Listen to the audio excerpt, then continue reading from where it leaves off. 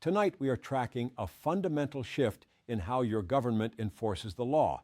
From the Supreme Court blocking troops in Chicago to a massive pay raise for select federal agents, the landscape is changing fast. We have the documents, the court orders, and the new rules.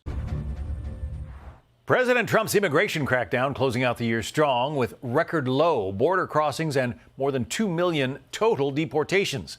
Since January, more than 600,000 illegals have been deported by the U.S., while nearly 2 million migrants have self-deported. We begin tonight with a significant and rapid transformation within the agencies responsible for law enforcement inside the United States. To understand where we are going, we have to look at who is now in charge. According to reports from the ACLU on November 6, 2025, the Trump administration is currently in the process of replacing nearly half of the top leadership positions at Immigration and Customs Enforcement, or ICE, field offices across the country. These career officials are being replaced by current or retired officers from the U.S. Border Patrol. This is a major overhaul of how immigration enforcement is managed in the interior of the country. For years, the Border Patrol has operated primarily at or near the physical borders with Mexico and Canada. Now those same leaders are being moved into major American cities to run ICE operations. This shift is being led by figures like Gregory Bovino, the El Centro Sector Border Patrol Chief. Bovino has recently overseen operations in Los Angeles and Chicago. The consequences of this leadership change are already being documented on the ground. There are reports of federal agents using tear gas in residential neighborhoods in Chicago and Portland. We have seen reports of agents rappelling from Black Hawk helicopters into apartment buildings to conduct nighttime arrests. There are also documented instances of agents using Predator drones to surveil protests. This is a level of tactical intensity that was previously reserved for the border zones, but it is now being applied in the heart of the American interior. The administration's strategy appears to be a consolidation of power within a specific segment of federal law enforcement. By pulling staff from the Border Patrol, an agency the ACLU describes as having a history of being more aggressive, the administration is signaling a new phase of interior enforcement. This move has been described by former Department of Homeland Security officials as a way to silence dissent within the agencies and clear the path for these specialized task forces. As these operations expand, the administration is also moving to ensure the loyalty and retention of these specific officers. On August 28, 2025, President Trump issued what is called an alternative pay plan. This plan does two things at once. First, it freezes the 2026 locality pay rates for most federal employees at 2025 levels. But second, it carves out a specific higher pay increase for a select group of law enforcement personnel. While most federal workers will see a freeze, certain agents will receive an additional 2.8% pay increase. This brings their total raise to 3.8%, which is designed to match the planned military pay increase for the same year. And it doesn't end there. Border encounters have plummeted by more than 90% compared to the years that Joe Biden was in office. Let's bring in Ron Vitello, Senior Advisor for U.S. Customs and Border Protection. Ron, I remember a number of times when President Biden at the time said he couldn't fix the border problem, but apparently it is possible for a president to do that. Well, now we know that leadership matters. The president has given the front line at DHS the tools and the techniques and the policy to allow them to succeed, right? So if you try to cross the border today, you are most likely going to be arrested. You will likely be prosecuted, and you certainly will be put on a path to be removed and sent back home fairly quickly. So the front line is empowered by the leadership at DHS and CBP, and they've done an amazing job in a short amount of time because the president showed them the way. He showed the world, in fact, that what he says matters, and consequences and how you patrol and control your borders with policy makes a huge difference, and the front line's paid off. The president put out a tweet on Truth Social. Here's what he had to say. He says, crime in the United States is at its lowest levels on record. Much of that is attributable to the most successful southern border operation in history. Also, there are more people working in the U.S. today than ever before, MAGA. So a combination of employment numbers as well as border crossings. But clearly, the people, the cartels, the others who were smuggling folks into the United States got the message. 100% consequences matter, because it's not just the front line and it's not just the DHS entities, right? The Department of State allowing removal flights, ICE getting the logistics in place to remove criminal aliens and those that the worst of the worst. The Department of Justice, one cases are referred to them, almost 100% acceptance in prosecutions for people who try to violate the border, who try to smuggle others, who try to aid and abet people who are in the country illegally. So all of those teams in the federal government working together on behalf of the citizens of the United States, making the border safer than it's ever been, and improving conditions all over the country in places like Chicago, Los Angeles, New Orleans, et cetera. You might get some pushback on those claims from Jasmine Crockett, the Congresswoman from Texas, who is running for Senate there. Here's what she has to say about the border. Listen. I will acknowledge that what is being reported is that border encounters are lower. I will also say that we know that this administration has not been the most honest when it comes to reporting numbers. What I can tell you is that he has invoked a very inhumane way of carrying out immigration. So I guess she's saying that the administration is lying about the border numbers. Your thoughts? Well, she's good at the nonsense. She's good at the rhetoric. She's not good on the facts. The facts are it's safer everywhere that our officers are operating.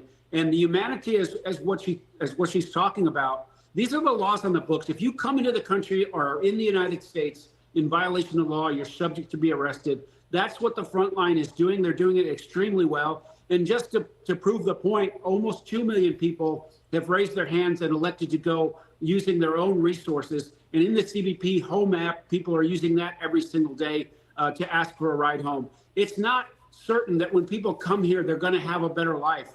We know for over the 4 years, people were exploited, women were trafficked, young kids were abused in all kinds of ways because the traffic at the border was unmanageable, and it affected every city and town in the United States. Now we have the rule of law prevailing in these places, and removing criminal aliens is good for everybody, including Jasmine Crockett's community. I'm going to ask you an economics question, and you're a border security guy, and maybe not an economist, but I just want to throw this out there and see if you have a thought about it. A lot of the people who do come into this country, especially illegally, take the money that they might earn and send it back home. Well, if all that money isn't getting sent back home because so many millions of people have gone home, does that mean a better economic situation here? I mean, money is staying in the United States. 100%. We're making the roads safer by removing people who have commercial driver's license that are also in the country illegally and restricting that activity. Real wages for Americans are up across the board. So that means there are more jobs going to U.S. citizens and people who are authorized to work in the United States. That's a good thing overall for economics. And it also is the common sense approach that this president has taken. Immigration is supposed to be a benefit. Immigration into the United States is supposed to be a benefit for the people who live here. And the president is showing the way on that issue as well. He's making it safer. He's providing more opportunities for the people that are here legally. The Office of Personnel Management, or OPM, has been directed to use special salary rate authorities to make this happen. These special rates are usually reserved for times when the government has a hard time recruiting or keeping employees. In this case, the administration says these agents are critical to securing the border and protecting the country. The list of who gets this extra money is very specific. It includes Border Patrol agents, ICE agents, Secret Service personnel, and FBI agents. It also covers the U.S. Marshals and Federal Bureau of Prisons officers. So we have a clear pattern emerging. We see a leadership purge at ICE, the installation of Border Patrol commanders in American cities, and a targeted pay raise for those specific agents while the rest of the federal workforce sees their pay frozen.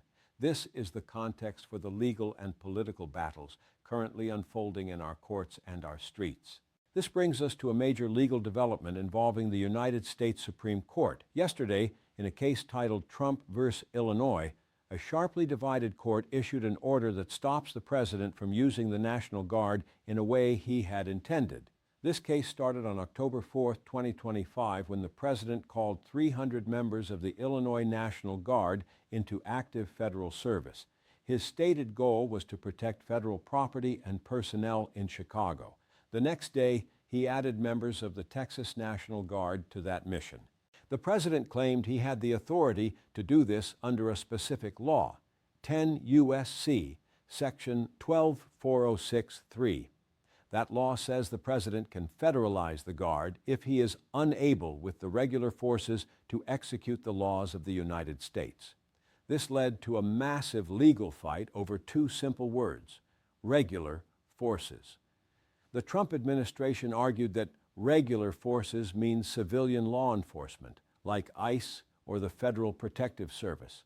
They argued that if those civilian agencies couldn't handle the unrest, the president could call in the National Guard. However, the state of Illinois and the lower courts disagreed. They argued that regular forces refers only to the regular U.S. military.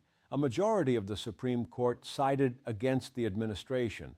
In an unsigned order, the court held that the president can only call up the Guard under this law if the regular military is unable to do the job. And here is the catch.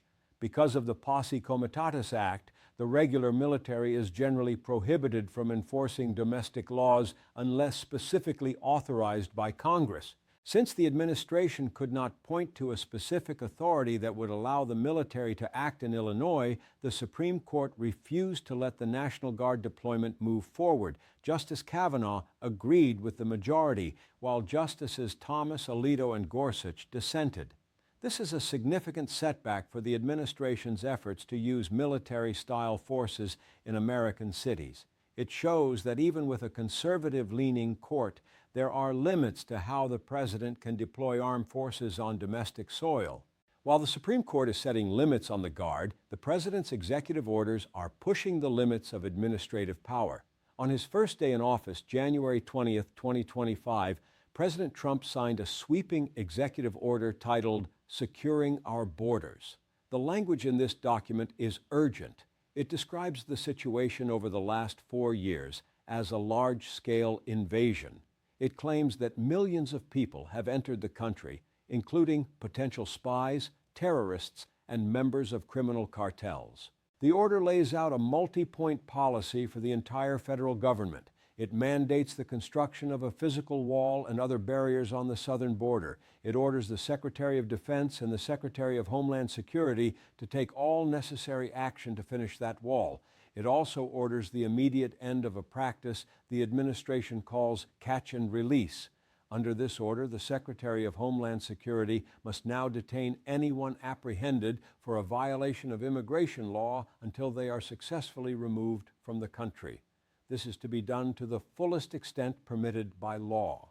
The order also restarts the Migrant Protection Protocols, often called the Remain in Mexico policy. This means that people waiting for their immigration hearings will be sent back across the border to wait in Mexico. Furthermore, the order shuts down the CBP-1 mobile application, which had been used to process asylum seekers. It also terminates several parole programs, including those for people from Cuba, Haiti, Nicaragua, and Venezuela. To carry out these massive detention and removal operations, the administration is calling for total cooperation from state and local police. The order encourages federal-state partnerships to enforce immigration priorities. This links back to the 287G program, which allows local police to act as federal immigration officers.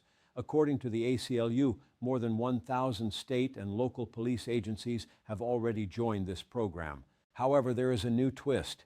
Because Border Patrol agents are now taking over ICE leadership, these local police officers will now be supervised and trained by Border Patrol officials. This is causing concern among civil rights advocates.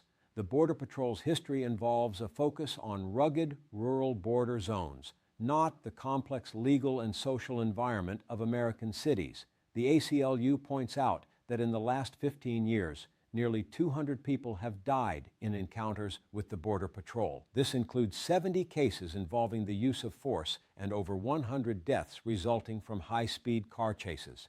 The administration has actually rescinded previous policies that restricted these dangerous car chases.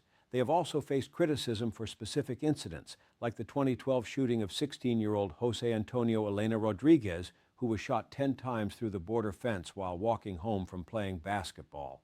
More recently, in 2023, agents shot and killed Raymond Mattia outside his home on tribal lands in Arizona. The ACLU notes that no agent has ever been convicted of criminal wrongdoing while on duty, despite these documented deaths and reports of excessive force. This culture of impunity, as the ACLU calls it, is now being exported to the interior of the country. We are seeing it in the tactics used by Chief Bovino's task forces. In Chicago, video has captured Bovino himself throwing a tear gas canister in a residential neighborhood. In other raids, agents have been accused of punching a man who was already restrained and pulling U.S. citizens, including children, from their beds in the middle of the night. The administration, however, tells a very different story.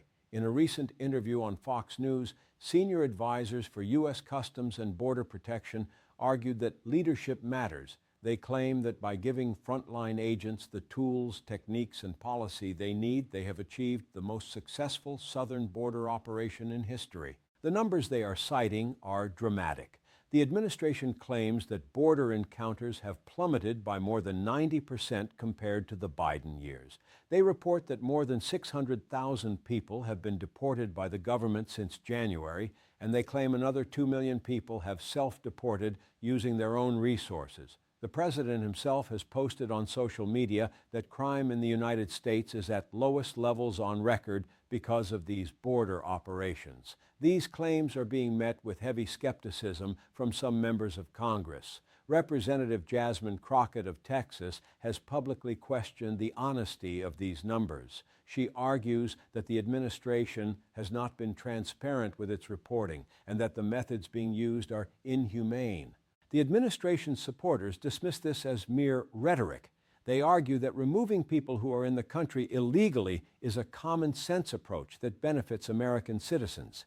They even claim that these mass removals are helping the economy by keeping money in the United States and raising wages for American workers. According to their logic, if millions of people are no longer sending money back to their home countries, that money stays in the U.S. economy. They also claim that by removing unauthorized workers, more jobs are opening up for U.S. citizens, which is driving up real wages across the board. But while the administration touts these economic and security benefits, the legal system is becoming a primary site of resistance. There are several major cases working their way through the courts right now that could undo large parts of the president's agenda. First, there is the battle over birthright citizenship. President Trump has issued an executive order that seeks to deny U.S. citizenship to babies born in the United States if their parents are not citizens or legal residents. This is a direct challenge to the 14th Amendment, which has guaranteed birthright citizenship for over 150 years. The ACLU has filed a nationwide class action lawsuit, Trump versus Barbara, to stop this. A federal court has already issued a preliminary injunction to protect these children, and the case is headed to the Supreme Court this spring. Cecilia Wang, the ACLU's national legal director, will be arguing the case. She calls it the case of the century, arguing that a president cannot unilaterally override the Constitution by executive order. Second, there is a major fight over the right to bond hearings. The administration has a policy of mandatory detention, meaning they want to keep people in jail indefinitely while their immigration cases are being heard. They have directed immigration judges to deny bond hearings to thousands of people. However, a federal court in California has recently ruled that this policy is unlawful. Judge Sunshine Sykes noted that the government had been ignoring her previous orders and directing judges to disregard the law. She has now issued a final judgment affirming that these individuals have a right to a bond hearing so they can return to their families and jobs while their cases proceed. Third, There are ongoing lawsuits regarding the conditions inside detention facilities. In one case in California, ICE was forced by a federal judge to provide urgent medical care to two plaintiffs who were being neglected. Medical experts had warned that the lack of care could lead to suffering or death. This case is part of a larger class action lawsuit challenging what advocates call inhumane conditions in the state's largest immigration detention center. These legal battles show a government in conflict with itself. On one side, you have the executive branch moving with speed and force to reshape law enforcement and immigration policy. On the other side, you have the judicial branch, including the Supreme Court, acting as a check on that power. The administration is clearly focused on building what the ACLU calls an unprecedented federal police force. By using the National Border Patrol Council's endorsement as a political shield and citing its record of accomplishments, the administration is doubling down on its law and order narrative. They argue that they are simply enforcing the laws on the books and that the rule of law is now prevailing where there was once lawlessness. But the facts on the ground suggest a more complicated reality. The replacement of career ICE officials with Border Patrol agents is a structural change that will have long-term effects on how federal law is enforced in our cities. The decision to freeze pay for most federal workers while giving raises to those in the interior enforcement units is a clear statement of the administration's priorities. And then there is the human cost. We are seeing reports of families being separated by nighttime raids and communities being tear-gassed by federal agents. We are seeing thousands of people held in detention without the possibility of bond, even as courts rule that they have a right to be heard. We are seeing a challenge to the very definition of who is an American through the birthright citizenship case. As we head into 2026, these trends are only expected to accelerate. The new special pay rates for law enforcement are set to go into effect on January 11, 2026. The Supreme Court will hear the birthright citizenship case in the spring, and the administration continues to push for more funding to hire 10,000 more Border Patrol agents. This is not just a story about immigration. It is a story about the power of the presidency, the role of the military in domestic life, and the protections guaranteed by the Constitution. It is a story about how a government chooses to treat those within its borders and how it defines its own authority. To summarize where we stand, the Trump administration has embarked on a massive reorganization of domestic law enforcement. They are placing Border Patrol leadership at the helm of interior operations and using aggressive tactics in American cities. To support this, they have implemented a targeted pay raise for these agents while freezing pay for most other federal employees. The executive branch is also using sweeping orders to end catch and release, mandate mass detention, and restart policies that send asylum seekers back to Mexico. They are calling for total cooperation from local police through programs like 287G, effectively expanding the reach of federal enforcement into every community. However, the courts are providing a significant counter-pressure. The Supreme Court has blocked the deployment of the National Guard in Chicago, ruling that the president cannot use military forces for domestic law enforcement under the current circumstances. Lower courts are striking down policies that deny bond hearings and are stepping in to ensure that people in detention receive basic medical care. And the most fundamental question of all, who is a citizen by birth, is now on its way to the highest court in the land. As this long-form narrative continues to unfold, we will keep looking at the documents and the data. We will track the lawsuits and the executive actions, because the transformation of our federal law enforcement agencies is one of the most serious developments of our time, and its consequences will be felt for years to come. The administration says that leadership matters and that they are making the country safer.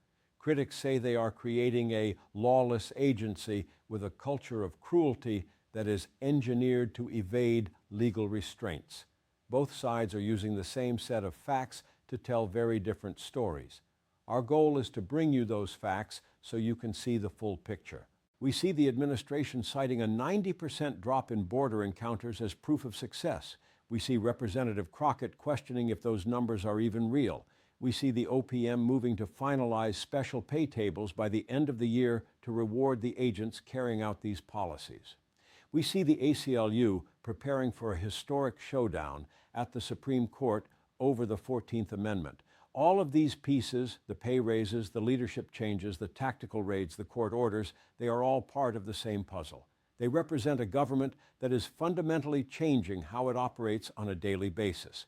It is a government that is prioritizing specific types of enforcement and specific types of law enforcement officers above all else. As we continue to follow this, we will watch how the 2026 pay raises affect recruitment and if they actually help the government retain the number of personnel needed as the OPM claims. We will watch if more cities and states follow Illinois' lead in resisting the deployment of the Guard, and we will watch the Supreme Court to see if they will continue to assert their independence or if they will eventually grant the president the broad authorities he is seeking. This is a story that affects every American, whether you live on the border or in the heart of a major city. It affects how your tax dollars are spent, how your local police interact with the federal government, and what rights you can expect to have if you're ever confronted by federal agents.